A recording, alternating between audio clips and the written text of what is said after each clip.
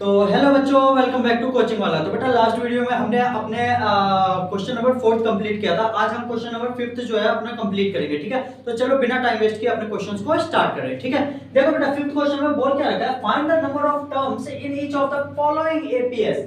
Means हमें वो APS दे रखा है। ठीक है, हमें नंबर ऑफ टर्म्स निकालना। अब बोलोगे कि भैया नंबर ऑफ टर्म्स क्या होती है, तो मतलब इसमें कितने नंबर ऑफ टर्म आ सकते हैं, जैसे कि a1 a2 a3 a4 a5 करके, मतलब लास्ट जो नंबर आई है ना, ये लास्ट वाली टर्म को क्या बोलते हैं, an बोलते हैं। तो मतलब कितने नंबर पे हमारी जो लास्ट टर्म आएगी वो आएगी, मतलब कितने, जैसे 205 है ना, वो कितने नंबर पे आएगी वो हमें फाइंड करनी है। ठीक है बेटा, आई होप आप सभी को क्वेश्चन समझ में आ गया। चलो अब सॉल्यूशन करते हैं बिना टाइम वेस्ट किए। ठीक है, तो हमें क्या निकालनी है, नंबर ऑफ टर्म्स। बोल रखा है क्या निकालना है, नंबर ऑफ टर्म्स फाइंड करनी है। तो नंबर ऑफ टर्म्स कैसे फाइंड करते हैं, उसमें क्या क्या चाहिए होता है। देखो फर्स्टली हम क्या करेंगे बेटा, अपना क्या क्या टर्म हमें दे रखा है ना, वो हम पहले लिख लेते हैं। देखो बेटा क्वेश्चन में क्या दे रखा है, 8 दे रखा है। ए हमारी क्या है, फर्स्ट टर्म क्या है 7, हमने 7 लिख दिया।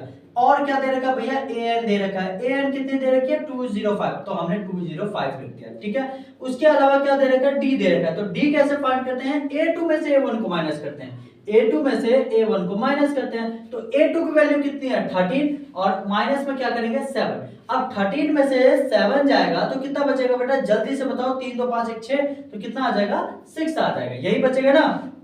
13 में से अगर 7 जाएगा तो कितना बच जाएगा 6, हाँ 6 बच जाएगा। ठीक है, तो ये हमारे आगे। और हमें क्या चाहिए था, एन टर्म, लेकिन एन टर्म तो हमें क्या करनी है बेटा, फाइंड करनी है। क्या करनी है, फाइंड करनी है। तो अब नॉर्मली क्या करेंगे, अपने फॉर्मूला को लगाएंगे। देखो फॉर्मूला क्या होता है बेटा, ए एन इक्वल्स टू में ए प्लस n माइनस 1 इंटू में डी, यही होता था, हाँ या ना, हाँ भैया यही फॉर्मूला होता था। तो अब देखो an की टर्म आपको पता है कितनी है, 205 इक्वल्स टू में a की वैल्यू कितनी है बेटा 7, तो मैंने लिखा 7 प्लस में n हमें फाइंड करना है, माइनस का 1 मल्टीप्लाई में क्या करेंगे d। अब d कितना आया है 6, तो मैंने क्या लिख दिया बेटा 6। यहां तक बात समझ में आ गई। अब देखो 205 प्लस का है इक्वल्स टू के इधर आएगा, तो माइनस का 7 इक्वल्स टू में ये क्या आ जाएगा 6n, और माइनस का क्या आ जाएगा 6। यहां तक बात समझ में आ गई।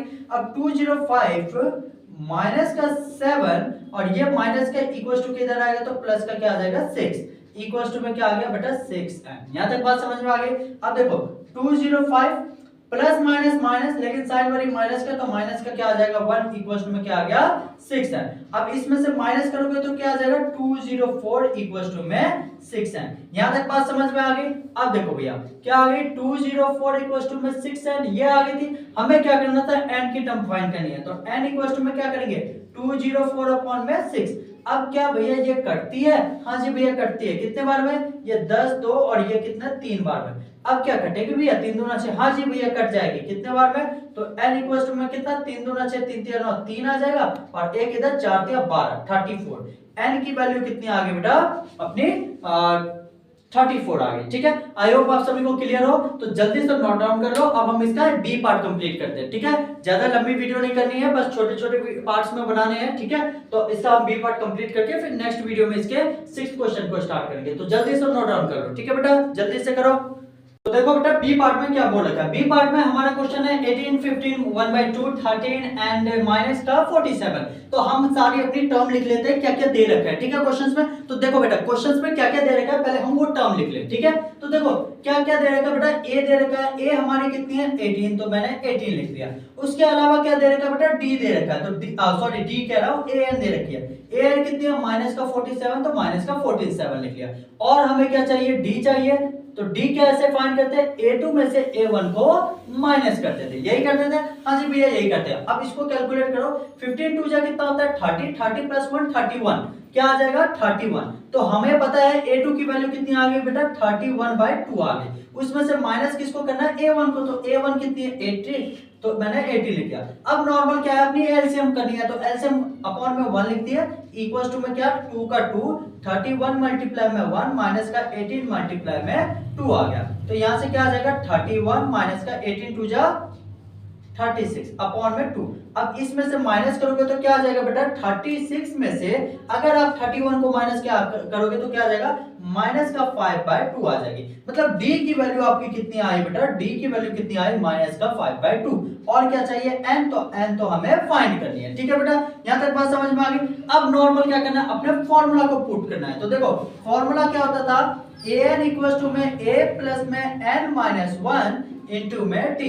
अब a n की वैल्यू कितनी थी, माइनस का 47 इक्वल्स टू में a की वैल्यू कितनी है 18, तो 18 डाल दिए, प्लस में n माइनस 1 इंटू में d की वैल्यू कितनी है बेटा, माइनस का 5/2। यहां तक बात समझ में आ गई। अब देखो माइनस का 47 ये प्लस का इक्वल्स टू के इधर आएगा तो माइनस का 18 इक्वल्स टू में ये क्या आ जाएगा, माइनस का 5/2 n, और ये क्या आ जाएगा बेटा, प्लस का 5/2। यहां तक बात समझ में आ गई। अब जल्दी से इसको नोट डाउन कर लो, मैं रफ कर दे रहा हूं। ठीक है बेटा, तो जल्दी से नोट डाउन करो, चलो इसको रफ कर दो। ये हमारा काम हो गया, डी की वैल्यू पता चल गई। अब आगे देखो क्या होगा।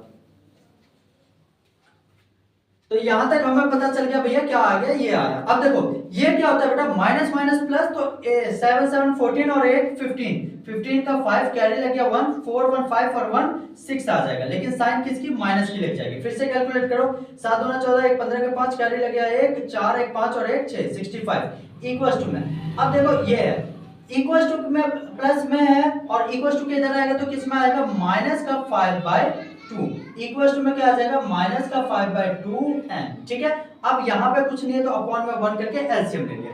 अब देखो यहाँ पे मैं एलसीएम लूंगा तो 2 का 2 रहेगा, यहाँ क्या आ जाएगा, माइनस का 65 मल्टीप्लाई में क्या आ जाएगा 2, सॉरी यहाँ क्या आ जाएगा 2, और फिर क्या करेंगे, माइनस का साइन है तो माइनस का 5 मल्टीप्लाई में 1 इक्वल्स टू में क्या आ गया बेटा, माइनस का 5/2 n। यहां तक बात समझ में आ गई। अब देखो बेटा 2 से तो 2 कट गया, बात वही होगी। देखो ये इससे क्रॉस मल्टीप्लाई, ये इससे, तो मैंने डायरेक्ट नीचे से काट दिया, कोई दिक्कत नहीं होनी चाहिए। ठीक है, यहां तक हमारा काम खत्म। अब इसको 65 5 5 दूना 10 कैरी लगे 1 6 दूना 12 1 13 130 माइनस का, और ये माइनस का 5 आ गया। ठीक है, इक्वल्स टू में क्या आ गया, माइनस का 5n।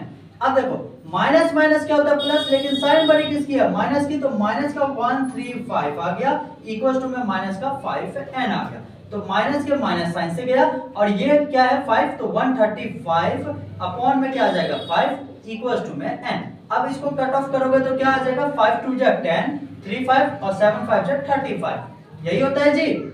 5 2 जा 10, 3 बच जाएगा, 5 आ जाएगा, तो 7 5 35, तो n की टर्म कितनी आई बेटा, 27। n की टर्म कितनी आई, 27। ठीक है, आई होप आप सभी को क्लियर हो। हमारी ये वीडियो जो है कंप्लीट होता है, ज्यादा लंबी वीडियो नहीं बनानी थी। हमने फिफ्थ क्वेश्चन अपना फिफ्थ के फर्स्ट ए और बी पार्ट दोनों कंप्लीट कर लिया है। ठीक है, नेक्स्ट वीडियो में मिलते हैं। नेक्स्ट वीडियो में हम इसके नेक्स्ट पार्ट करेंगे, सिक्स्थ पार्ट। ठीक है, जिसको जो डाउट हो रहा है, जो समझ नहीं आ रहा है, बेटा कमेंट सेक्शन में पूछो। उसके अलावा ऑफलाइन सेंटर पे आकर के विजिट करके पढ़ सकते हो, मैं एड्रेस डिस्क्रिप्शन में दे दूंगा। और जितने वीडियो है सबको वॉच करो भाई, अपने दोस्तों में शेयर करो।